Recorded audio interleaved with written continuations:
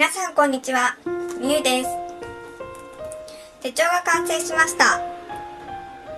ちょっとレトロな感じになるように作っています。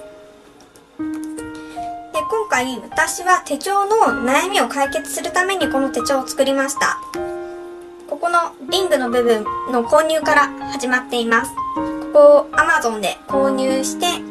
Amazon で手帳のモールドを購入しました。そして初めての2液性レジンの購入です。2液性レジンは24時間ほど放置して自然に硬化させるものなんですけども、私はちょっと盲点でした。平らな場所に置いておかないといけないんですけども、ちょっとこの家が歪んでいるみたいで、モールドのこちら側にレジンが集まってしまう状態が起きました。なので触ると少しだけこっちの方がまるっとしています。ただこっちとこっちで触り比べることはほぼほぼないと思うので OK かなと思ってこのまま使うことにしました。で、今回なんで手帳を一から作ろうかなと思ったかというと、私はとても手帳の管理が苦手で、手帳を開くという行為がなぜか苦手です。なので開かなくてもここで1日の予定が見えるようにしました。そしてスパンコールでその詳細は見えないようにしています。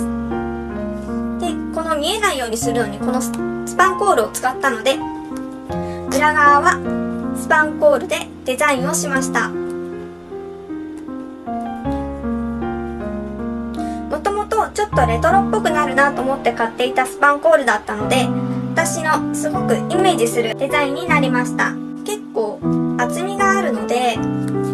この中に入れる紙は1ヶ月分の31枚がギリギリでした。最初もう少し入れたんですけども閉まらなかったので、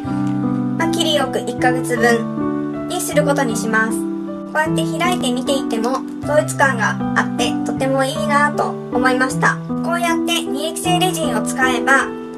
手帳の悩みも解決することができたりするので、ぜひお悩みの方は作ってみてください。これを機に2液性レジンを使っていきたいなと思っています。